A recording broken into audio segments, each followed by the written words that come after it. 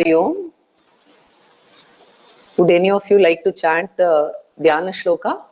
You can put up the hands up symbol. Otherwise, I will anyway chant.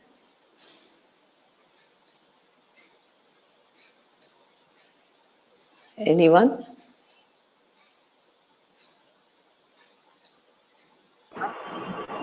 Go ahead, Gayatri. Hello. Gayatri, go ahead.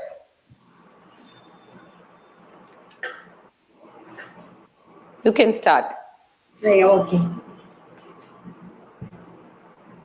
Om Partaya Pratibodhitam Bhagavata Narayanena Swayam Vyasena Gratitam Puranamunina Madhye Mahabharatam Advaitamritavarshinim Bhagavatim Ashtadashadhyayinim Ambatvamanusandadami Bhagavad-gite Bhavat-veshinim Namostute Vyasa Buddhe Ullaravindayata Patranetra Yena Tvaya Bharata Taila Purnaga Prajwalito Jnanamaya Pratibha Prapanna Parijataya Stotra Vetraikapanaye Jnanamudraya Krishnaya Gītāmrutadduhe Namaha Sarvopanishado Gavaka Dogda Gopalanandanaha Patho Vatsasudhir Bhokta Dugdam Gītāmrutam Mahatim Vasudeva Sutam Devam Kamsa Chanuramardanam Devaki Paramanandam Krishnam Vande Jagadgurum Bhishmadrona Jayadrata Jala Gandharanilotpala Shalyagrahavati Kripena Bahani Karnena Velakula Ashwattama Vikarna Ghora Makara Duryodhanavartini Sotirna Kalu Pandavai Rananadi Kaivartakat Keshavaga Parasharya Vachas Saroja Mamalam Gītārthagandotkadam Nānākhyānaka Kesaram Harikatha Sambodhana Bodhitam Loke Sajjana Shadvadairaharatara Pepiyamanam Muda Bhuyad Bharata Pankajam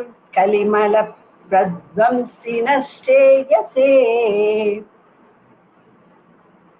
Mukam Karoti Vachalam Pangum Langayate Girim Etkripa Tamaham Vande Paramananda Madhavam Yam Brahma Varunendra Rudra Marutaha Stungvanti Divyaistavaihi Vedai Sangapatakramopanisadaihi Gayanti Yam Samaga Dhyanavasthita Tadgatena Manasa Pashyanti Kayoginaha Yasyantanna Vidussura Suraganaha Devaya Tasmai Namaha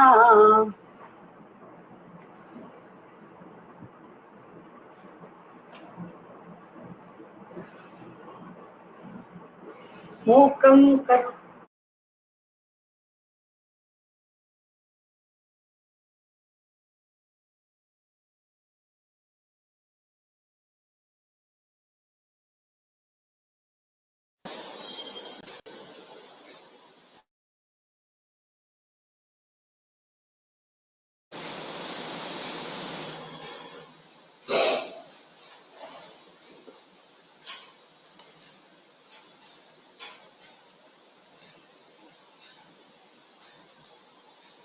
Gayatri, are you able to hear me now?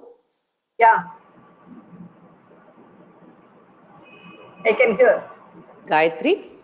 I can hear you. I can hear you.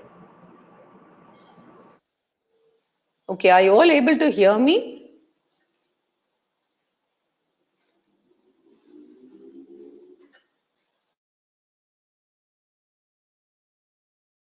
And somebody respond to me through the question panel. Are you able to hear me?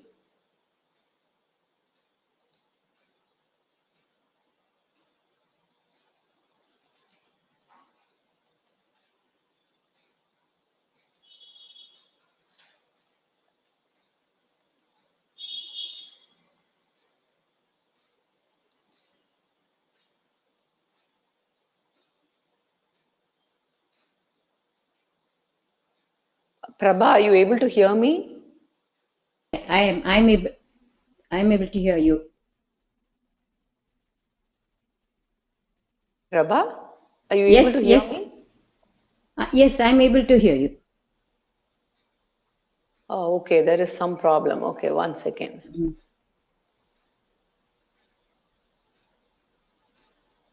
Okay. Prabha and Subhashri have said yes. Okay, then I can, I think, continue now.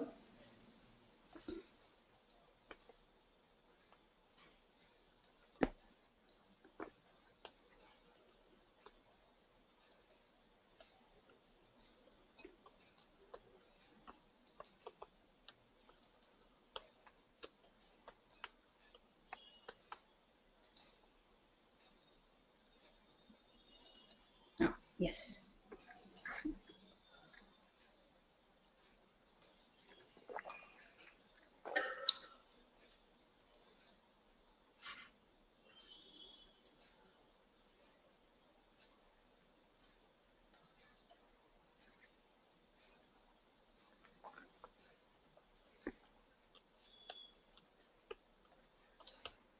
सदाशिवसमारम्भाम् शङ्कराचार्यमध्यमाम् अस्मदाचार्यपर्यन्ताम् वन्दे गुरुपरम्पराम् ॐ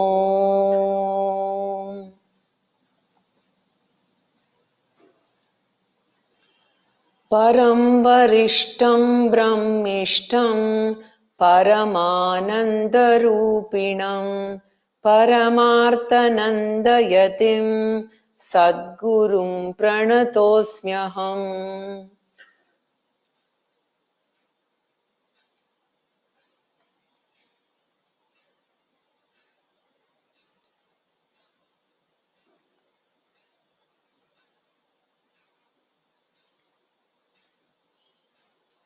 Okay.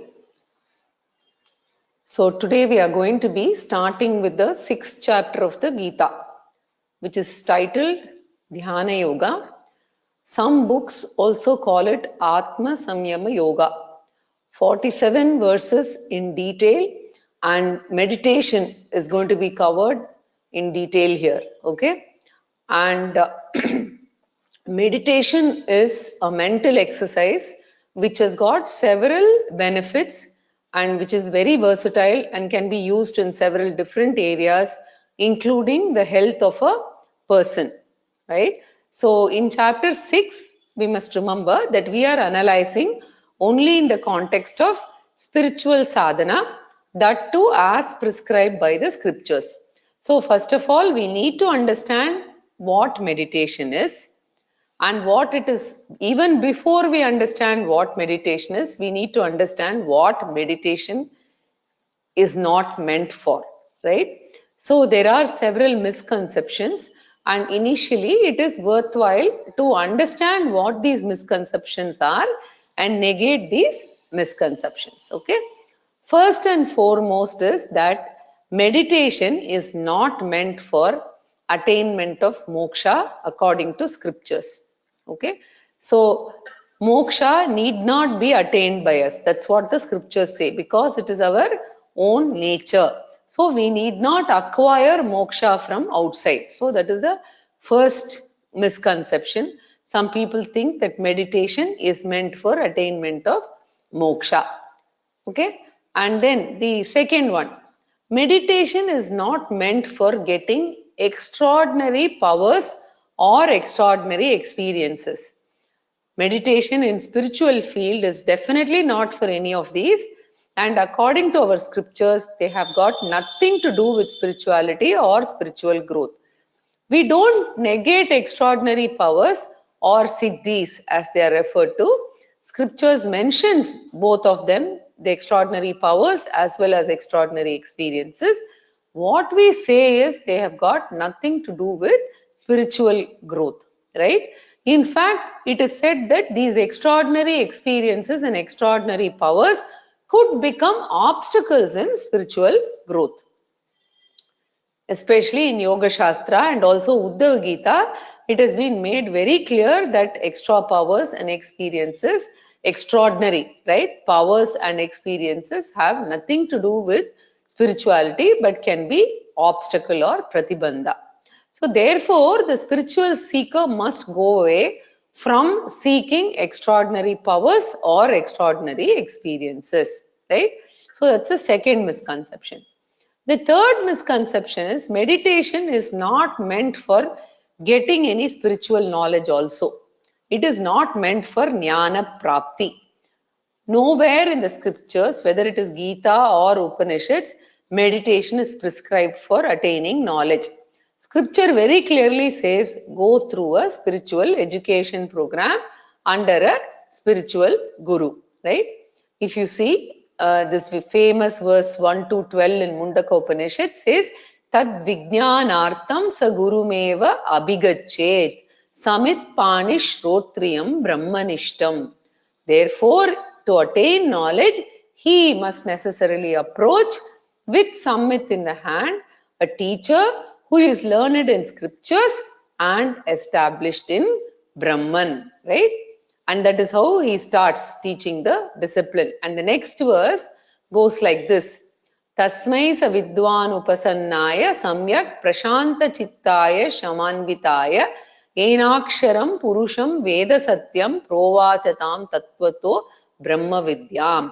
To him who has approached properly, who has a calm mind and who has sense control, that wise man shall impart the Brahma Vidya by which one knows the absolute, all-pervading, imperishable Brahman as it is. Right? And Guru started systematically teaching the disciple. So entire Upanishad is Guru giving this special education program. Right? Similarly, even other Upanishads say this. Even in Kathopanishad, Nachiketas asks for this knowledge and Yamadharmaraja gives. In Chandogya Upanishad, Narada, the student, goes to Sanat Kumara, and again there Sanat Kumara does not prescribe meditation for Narada, who is already an expert in several arts and sciences. That is all described in Chandogya Upanishad. But he gave him a thorough, a complete spiritual education program. In Gita also, in the second chapter, Arjuna asked for spiritual knowledge, right? Very important. Karpanya doshopahata svabhavaha prichami tvam dharma sammuda chetaha yachreyasyat nishchitam bruhi tanme shishyasteham shadhimam tvam prapannam. He actually requested Krishna to take him as a student and start the teaching. So meditation is never prescribed for gaining knowledge. It is not meditation but education. So we have to be, what do we know from this?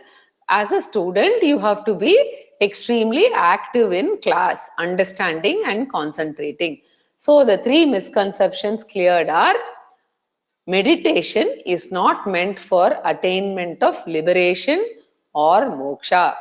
It is neither meant for gaining extraordinary powers or extraordinary experiences. It is also not meant for getting spiritual knowledge or dhyāna-prapti. Right? Then what is it for? Right? This is a natural question that one could have. Right? So the purpose of meditation, right, is what? The first purpose is refinement of the mind before the spiritual education program, right? I have to make sure that my mind is fit enough to receive and retain the teaching. Jnana yogyata prapti. So this meditation I practice for preparing the mind is called preparatory meditation, right? So they don't give moksha education, but meditation polishes the mind, right? Any knowledge inclusive of spiritual education has to be received by the mind alone, right? On the day, like you would have observed, on some days when during these classes, when the mind is not present in the class, you might be sitting in front of the computer, right? But you don't receive any message. Body may be present, Atma is present, but Atma does not receive, right? Body does not. Mind and mind alone, manaha, right? Means the knowing instrument. Manute janati iti manaha, right?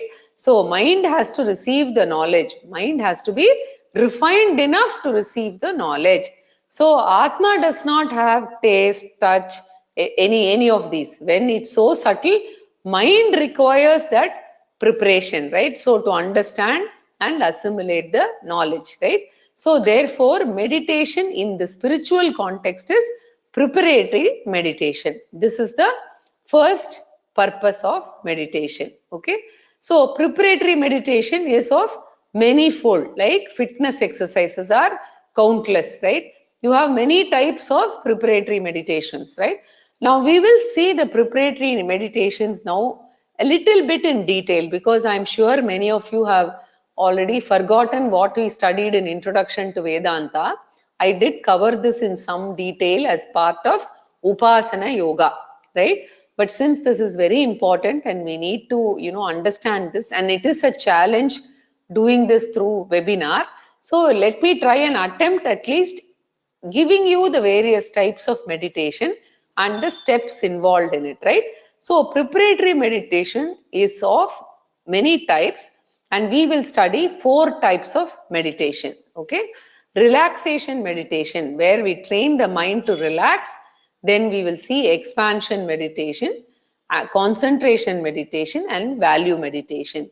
Together they are all called Upasanam, which should precede the spiritual education program before Shravanam and Mananam. So what is the order? Preparatory meditation followed by Shravanam and Mananam.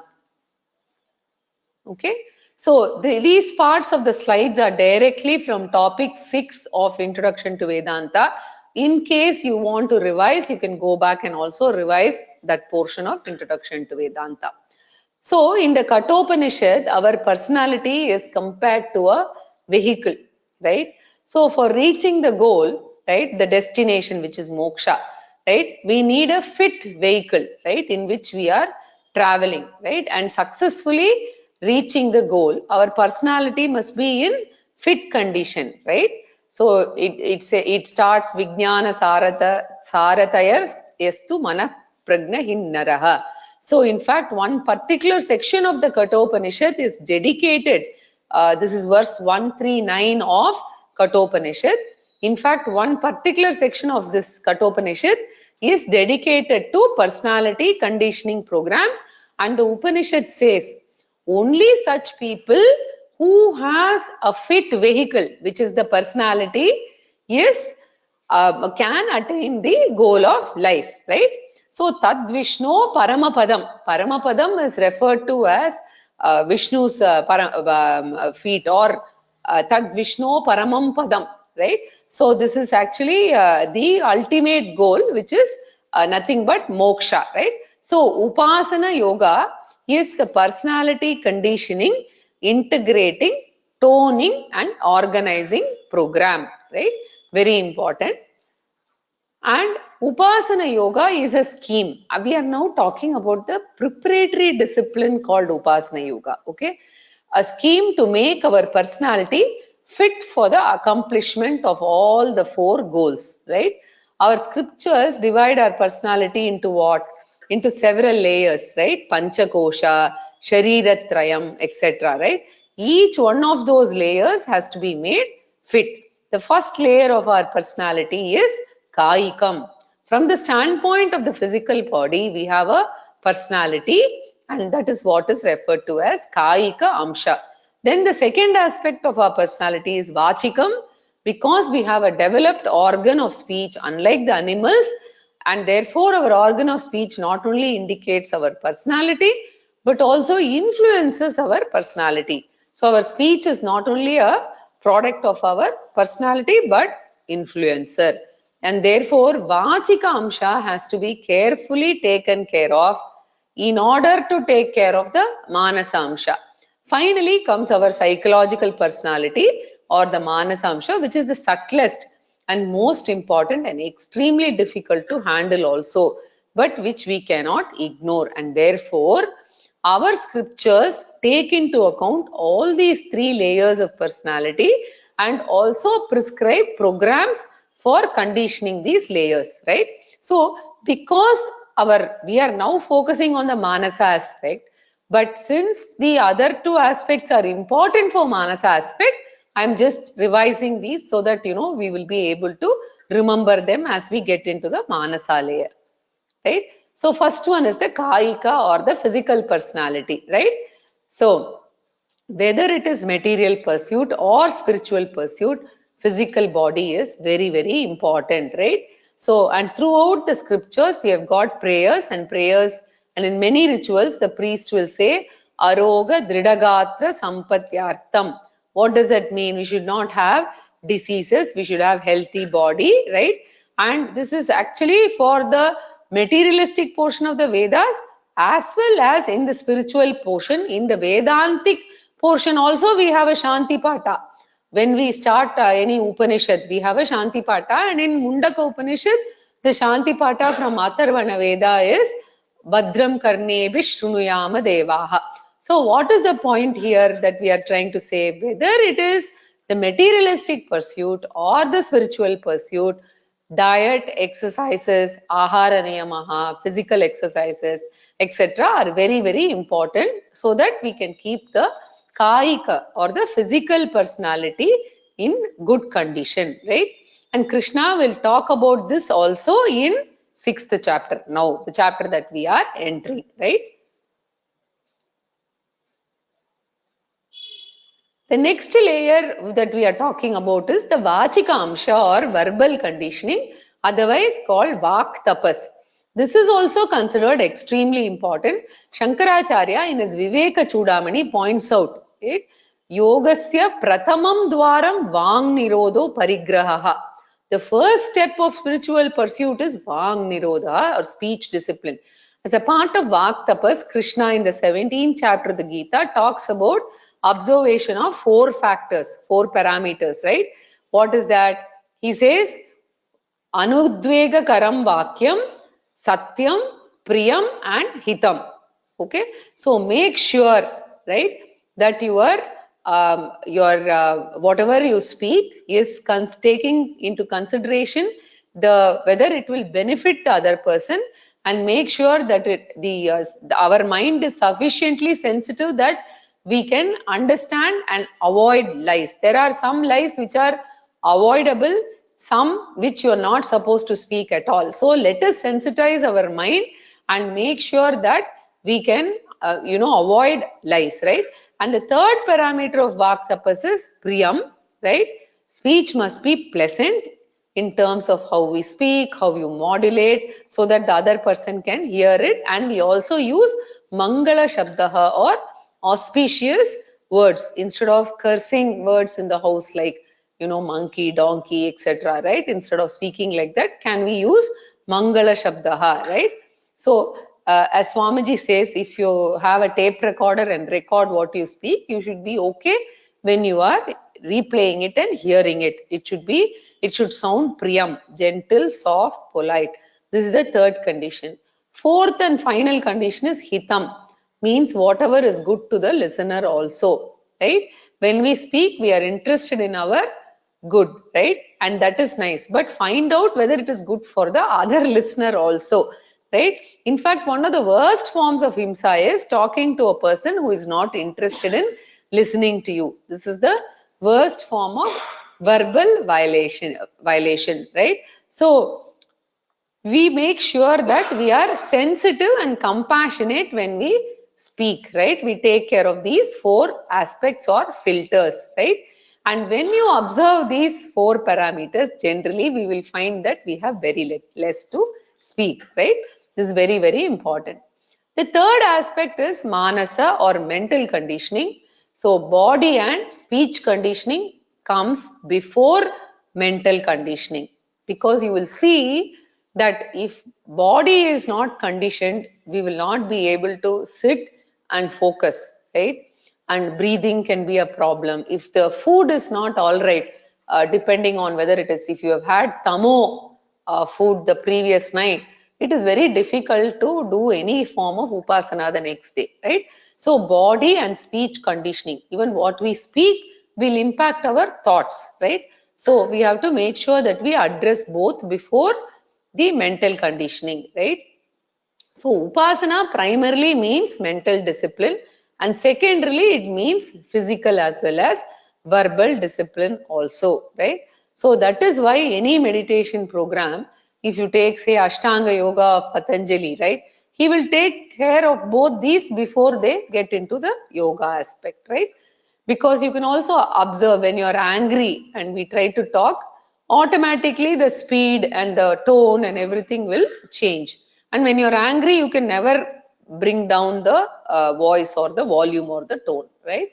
So meditation is of 4 types based on the type of discipline and the aspect or focus. Okay, so as I said, there are 4 types of meditation. Let's see what each one of them. And here, generally, when Swamiji conducts the 6th chapter, we all go 15 minutes earlier, and he actually does a face-to-face meditation session. Okay, so I am going to try and tell you what he does, because I'm trying a different method here, because we are all on a webinar, and you can definitely try this on your own at home and see how it works. Okay, so in relaxation meditation, what we do is we first seat ourselves, right, in a comfortable position. It can be either in Padmasana if you are used to Padmasana, or normal squatting on the floor, or you can even sit in any sofa or chair, because if you're old and you're not able to sit down, you have knee problem, you don't have to force yourself into any posture. Any comfortable posture which will not put you to sleep. That alone you have to take care, right? Because if you lie down and do this, you will go off to sleep. So it is better to also try this first thing in the morning, because your mind does not have too many thoughts, disturbing thoughts. Then after that, you just focus from the foot, right, all the way up to the head. Consciously keep saying, my toes are relaxed, my feet are relaxed, my legs are relaxed, right? Then my hips are relaxed. Then you go to the hand. Then slowly you go all the way up to the head, and just keep telling this in your mind. And then you start observing your breathing. It will automatically start slowing down, right? So this is what we refer to as relaxation meditation. And to do this, if you are used to pranayama, it definitely helps, because doing pranayama before relaxation meditation slows down the breathing further, right? So this is called relaxation meditation, and we generally do relaxation meditation before any of the other meditations that are coming up now. Okay, second one is concentration meditation. Now in this, we train the mind to develop attention and attention span. In fact, when I learnt about this, I thought it would have been very useful even for school going children, if we are able to train them to do this, right? The capacity to focus in a field for length of time. We will be studying about Daivi Sampat, etc. And Dhritihi or focus is supposed to be a very, very important aspect, Daivi Sampat, right? So the capacity to focus for a length of time is what we achieve through concentration meditation, right? So in this, what normally Swamiji does is, we take Shivamanasa Puja, okay? And the Shivamanasa Puja is a beautiful mental worship of Lord Shiva. So what I will do is I'll quickly switch to those slides and I'll walk you through that. And these slides are available in the important document section, so you can take them. My chanting of Shiva Manasa Stotra is also available, so you can take a look at that also if you think that will help you. Okay, so in Shiva Manasa Puja, you can see that. Give me a second, let me see if this is coming up. Yeah. So it starts with Ratnai Kalpitamasanam Himajalaihi Snanam Cha Divyambaram. You will not even say it in this speed. Okay. You will say it in very slow speed, and more importantly, over a period of time, understand the meaning, right? And stop verbally saying it, but you will do this completely mentally. Okay. So when you do it mentally, right, you can try one thing. Since my chanting is already there on the site, you can put that in the side and then try and remember the meaning as you are meditating initially. After that, even that you switch off. Then see if you can complete Shiva Manasa Stotram, whether you are able to do it mentally, at the same time doing whatever the meaning says, right? Like for instance, I have imagined a throne of precious stones for you, cool water for you to bathe in, divine robes, right? With many jewels, sandalwood paste, mixed with musk to anoint your body. All this, as you are reciting the Sanskrit verses mentally, not even Vacika, Manasa, you just continue to pray and worship the Lord, right? It's a very beautiful set of 5 shlokas, and each shloka actually goes like this, right? The next one is about the offerings, right? Then the third one is about Chatram, Chamaram, the music, the dance, everything around the God, right? And then we offer ourselves as everything, like even whatever we walk, right? All of that is offered to the God, Lord. My sleep is your state of samadhi. Very beautiful, right? Wherever I walk, I'm walking around you. Please treat it as my pradakshina, right? Everything I utter is your praises, right? That way you continue until the 5th verse, which is the 5th verse is whatever sins I have committed with my hands, feet, voice, body, actions, ears, eyes, mind, right? Whether prohibited or not, please forgive them. This verse actually you can tell in the night also before you go to bed, because every day after you have completed the day, it helps in saying that. But from the perspective of what I'm talking and discussing today, it is for concentration meditation, right? So the important thing is you will have to get by heart this if you have to do the whole thing mentally, and the meaning also you would have to know, right? But I put up the chanting so that in case you want initially, you can try and go with that. And the verses are also there, the meaning is also there along with the chanting. Right? So let me go back to my original slides.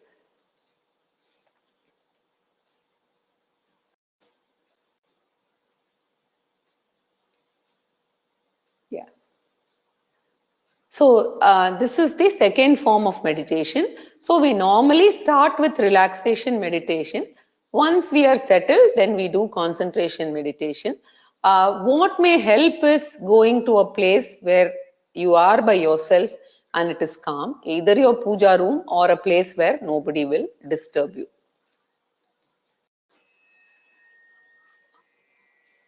Oh, 1 second. Oh, I didn't realize. 1 second. I don't think I can play now, so I'll stop this. Okay. So you can listen to it on your own after the class is over. So the third kind of meditation is expansion meditation, and this is very, very important from the perspective of expanding our mind, right? Because when you look at yourself as a very significant being, then all problems, all experiences will seem really large and looming in front of you. But when we see ourselves, right, in amidst the totality of the creation, right, then our perspective of ourselves, our problems, our situations, everything will change, right? So the meditation of the creation or Vishwarupa Dhyanam is what we refer to as expansion meditation. Seeing the sun, the moon, the stars, all as part of the Bhagavan, the God, the Vishwarupa Ishvara, as your mind will expand. So that is expansion meditation, the third kind of meditation, right? And then the fourth one is value meditation. Now, this is a very different form of meditation. And here, what we are actually doing is, we are using the Sankalpa Shakti of the mind to influence our behavior and our thought pattern, right? So, what they say is, watch your words, they become your actions, right? Watch your actions, they become your habits, and watch your habits, they become your character. Watch your character, it becomes your destiny, right? So first actually it's your thought, then the thought becomes words, then words become actions, etc. So in order to make sure that we are able to act on a particular value, for instance, we look at Daivi Sampat in chapter 16 of Gita. There's a list of spiritual values, right? Now, there are a list of Asuri Sampat also. That is what you should not have. For instance, anger, right? Or fear, any of these, right? So, each person, it is very personal, the journey. Each person has something that he or she needs to address. Now, in value meditation, what happens is, you tell your mind that you are going to be a changed person, right? From today, whatever is irritating you or bothering you, you tell the opposite and tell your mind that from today, this is not going to bother me. I am going to be a different person. This is what is going to happen. And when you do this in meditation, it brings about a positive change. So this, in fact, Pujya Swamiji, that is Swami Dayananda Saraswati, in his book on meditation, he has a set of instructions for addressing anger, fear, envy, etc. So you might even want to use that if you feel that any one of those values needs your attention, right? So this is your value meditation, which is a very, very special kind of meditation, right? So relaxation meditation, concentration meditation, expansion meditation, and value meditation. These are the 4 different meditations, right? And as I said, the Daivi Sampat is listed here. Chapter 16 of Gita has, in the first 3 verses, it has these 18 values, right? So value meditation, as I said, is by changing my thought pattern, because the thought shapes our future, right? And we are able to either, both ways, you can avoid, reduce, remove Asuri Sampat, and you can inculcate Daivi Sampat. Value meditation is exploiting or utilizing our Sankalpa Shakti, right? And something about integration or arjavam. Now this becomes very essential for our upasana, because the body, sense organ and mind must be healthy individually and they have to work as a team. So what does this mean? Punctuality, right, is a method of developing this integration, right? When you fix a time, right, in your mind, right, you say at 7 o'clock you are going to get up, right? So you have say a clock alarm that rings at 7, and then you put it to sleep and you want to go back to sleep. There's a clear integration problem. Why? Because your mind wants you to get up at 7 and your Kayika personality is switching it off, and so it's going against your conscience. This is a small conflict. Similarly, there can be even bigger situations where you can have a body, sense organ, mind conflict, right? Kayika, Vacika, Manasa conflict. So if that conflict is there, your arjavam is in trouble, right? An integration or arjamam is very, very important, and it has to be taken care of for Upasana Yoga, right? Very important. And there is no chronology between Karma Yoga and Upasana Yoga, right? But it can be that at particular time you are focusing more on Karma Yoga, another time you are focusing more on Upasana Yoga. But it is important that we have gone through these two for the Jnana Yoga discipline. Otherwise, Jnana Yoga will only act as Karma Yoga, as a Parayanam, right? It's not that you should stop listening to Gita or anything, but it will be more like a Parayanam only, right? So that is about integration and arjavam. We have to make sure that they do not work on at cross purposes, right? Now, this is all the first purpose of meditation, refinement of the mind before spiritual education program, right? The second type of meditation, right, is after spiritual education program. This is meant to internalize the teaching I have received. Like after eating food, right, they say don't take up any exerting activity because the blood has to flow to the stomach to act on it, right? So similarly here the received teaching will not nourish, right? Assimilated teaching alone will nourish. So you have to allocate time, like these cows, no, they chew the cuds, right? Similarly, you need to chew on the teaching so that you can assimilate it, right? What is the teaching? It is about the higher nature. I am not the body, mind, sense, organs. I am the consciousness principle. I learn to invoke my higher nature, right? I am, this is an incidental body, right? Growing, graying and going body, right? But I, the consciousness principle, is always there. Like life should be seen as a cosmic drama in which we are all playing different roles, right?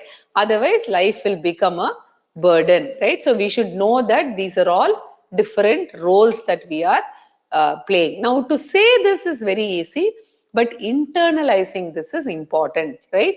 And internalizing this, you need the second form of meditation, second purpose that we spoke about, which is assimilation meditation or Vedantic meditation. So the first four meditations we saw comes under the first category, which is for refinement of the mind. Vedantic meditation is nothing but nididhyasanam, which is the second type of meditation, right? So upasana is before study, then nididhyasanam is after study.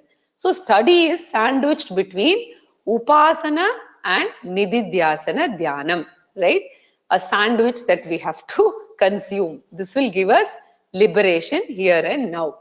Very important, in the 6th chapter, right, we are focusing on nididhyasana dhyanam or assimilatory meditation for assimilating the teaching.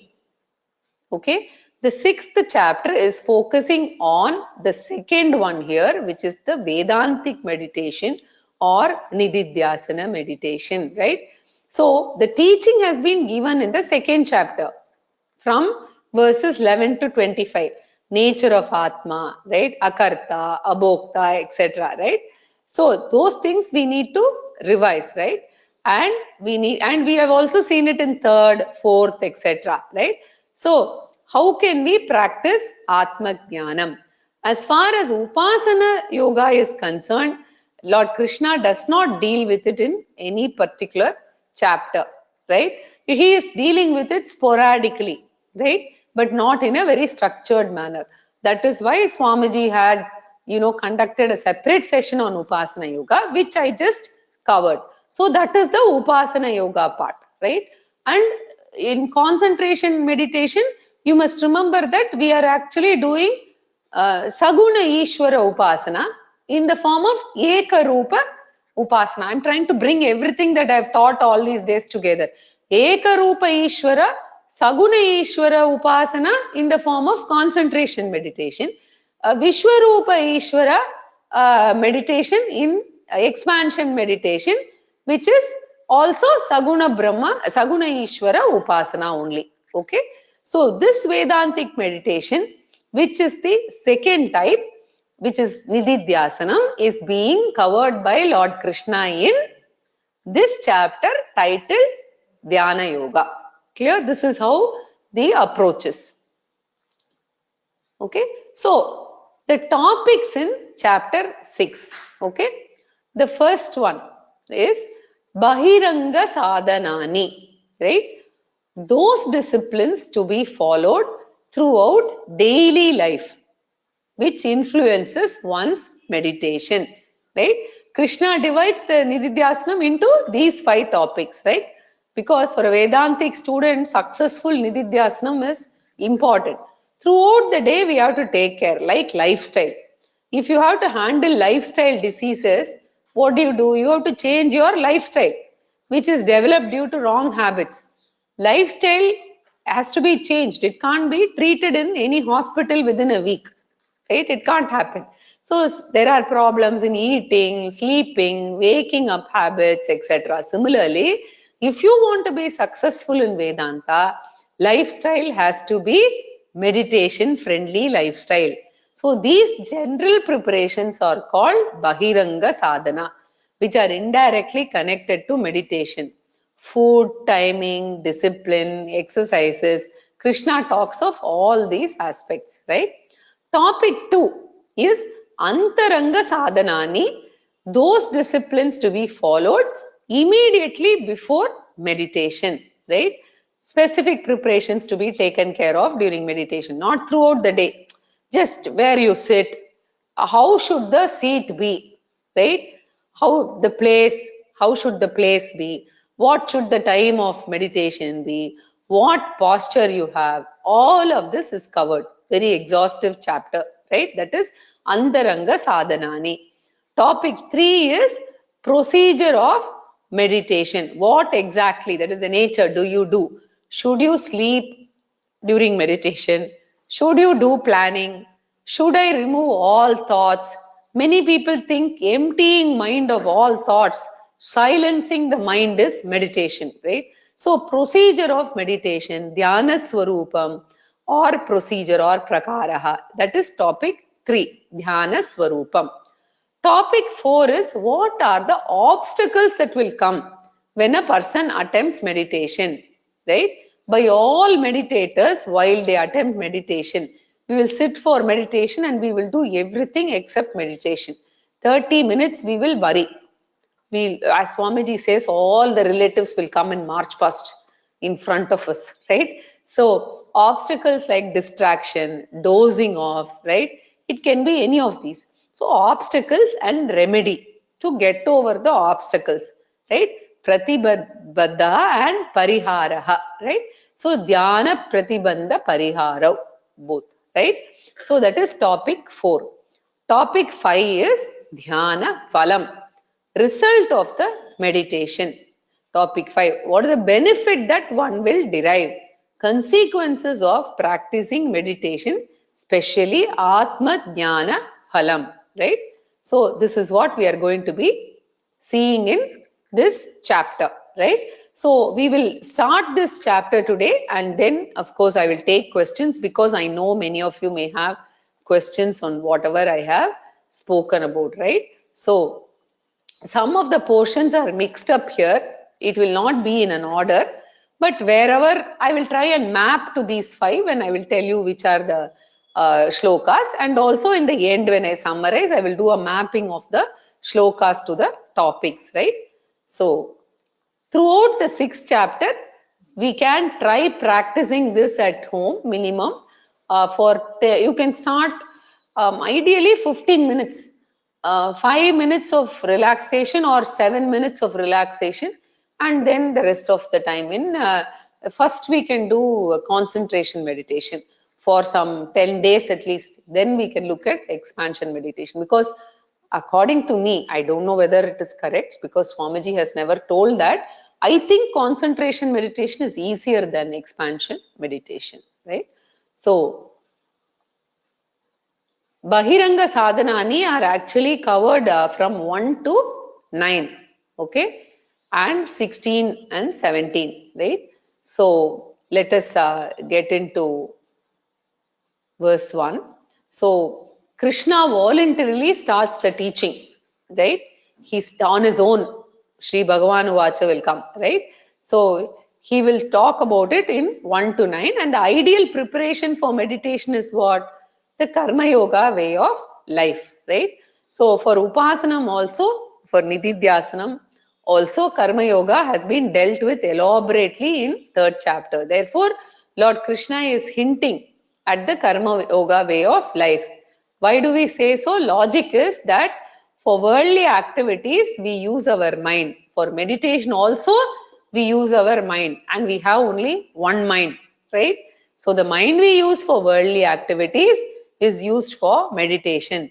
So during worldly transactions, if mind is going to be disturbed, either at office because you have boss subordinate issues, or at home, and if the mind is violently disturbed, we will have a hangover of that in the seat of meditation, right?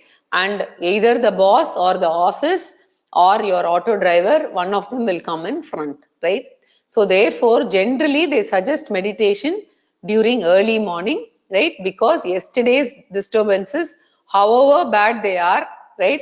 The good sleep is rejuvenating and it would have gone off, right? So it is better to start in the morning, right? So we will try and practice this and see how it works, right? Unless we practice, we will not be able to also appreciate what Lord Krishna is talking about, right? So he says mental reactions will come down. Why Karma Yoga is important? Because if you see Sukha Dukkhe Same Kritva, Krishna spoke about it, right? Labha, Labho, Jaya, Jayo. So he says Karma Yoga way of mind itself will allow you to address some of the disturbances much better. So when you address those disturbances, you will be able to sit in meditation more, right? So श्रीभगवानुवाच श्रीभगवानुवाच अनाश्रितकर्मफलं कार्यं कर्म करोति यः स सन्न्यासी च योगी च न निरग्निर्न चाक्रियः. So the 6th chapter begins with the focus on Karma Yoga, right? As I said, and because Karma Yoga itself helps in reducing FIR as well as improving CCC, because of Karma Yoga and Ishwararpana Bhava and Ishwara Prasada Bhava, to a certain extent we have been able to address the upheavals or emotional disturbances. So with practicing Karma Yoga, our mind becomes fit for meditation, right? So that is what Krishna is trying to say in this verse, which we will actually get into it in more detail in the next class. Basically, the meaning of this verse is he who performs the action to be done without expecting the result of action is a sannyasi in a way, and not a renouncer of rituals, and moreover he is a yogi and not a renouncer of activities. Basically, he is trying to praise the karma yogi here, because Arjuna is the grihastha and Krishna wants to motivate him, right? So I will stop here and I will complete Purnamada and then take questions. Purnamada Purnamidam Purnat Purnamudachyate Purnasya Purnamadaya Purnameva Vashishyate. Om Shanti Shanti Shanti.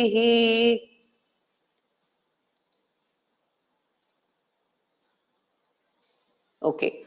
Anyone having questions? Because I did cover a lot on meditation today. So any of you has, I'm just opening the questions here. Yeah. How can we try and control mind from getting agitated by external stimuli and people? Or should it be tackled by mindfulness? Be aware and be non-judgmental. What does the Gita suggest? See, the way you work with the Karma Yoga way of mind itself, as we discussed several times, will lead to FIR reduction over a period of time. First thing.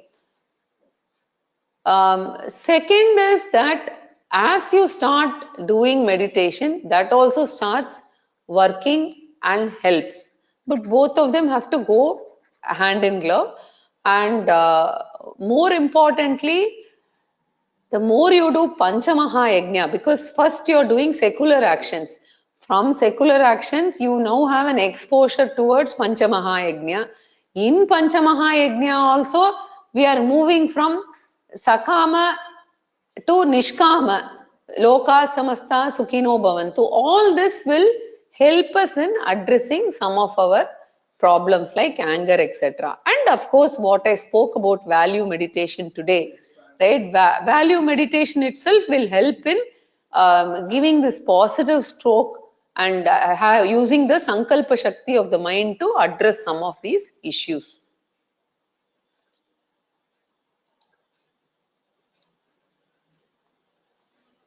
Anybody else has any questions?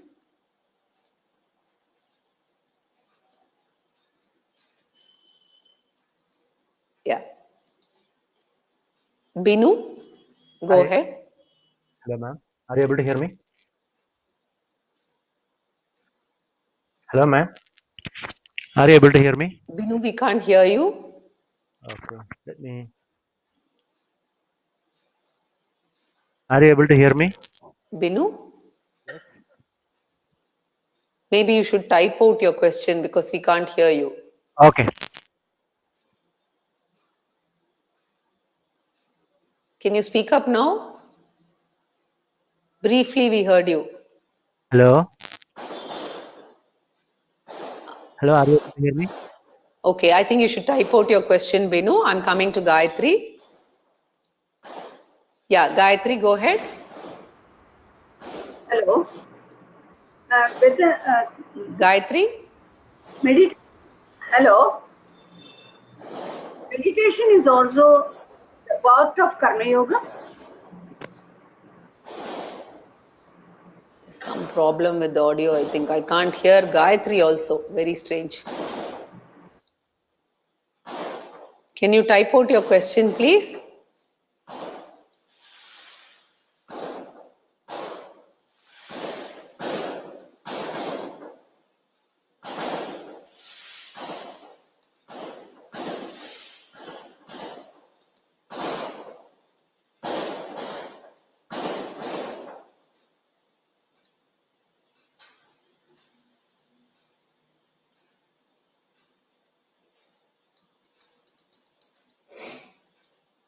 I don't know what is the problem. Gayatri, can you speak up now? Hello. Hello. Yeah, it was all fine before. I don't know what's happened. Okay, I think you should just type the question. Oh. Okay. Oh, Ramaya is able to hear the questions, which means only I have a problem. Oh, that's fine. So let me just see. Thank you so much for typing it out. Okay. One is asking, is meditation, I'm not able to. One is asking, is meditation a part of Karma Yoga? Yes, generally Upasana Yoga is handled along with Karma Yoga only, right? Except that it is a Manasa activity and therefore sometimes treated as a separate group of yoga, that's all. But that is also coming along with Karma Yoga only, and both of them lead to Jnana Yogyata, yeah, Prapti. We see a lot of meditation programs. In Gita's perspective, this is the first type of meditation, correct? Yes. All the meditation programs, right? As long as they don't conflict, right? It is only part of Karma Yoga and part of the first Upasana Yoga. That is the Saguna Ishvara Upasana, which is the first 4 that we discussed. As long as it doesn't conflict. What do I mean by not conflict? If you go to some Buddhist kind of meditation and they ask you to empty out your thoughts, that can be at cross purpose, because Vedanta never believes that you can cut out the thoughts completely.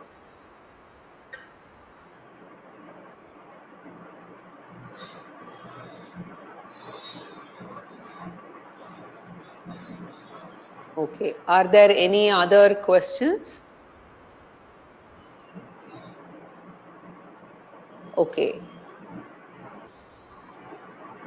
I think this is done. I think I had a problem with, okay, I still can't hear Gayatri, so I think it's fine. She wrote the questions out. Okay, if any of you have any more questions, you can also send it out to me and I will take it up next week. Not a problem at all. Today there is some issue with I think with my hearing, maybe something to do with my headphone.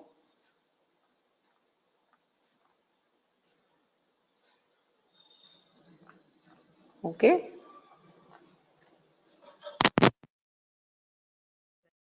My plug.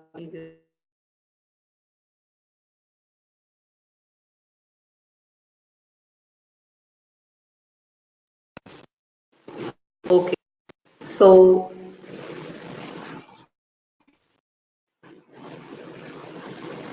next class we will Hari Om. Thank you. Next class is on next.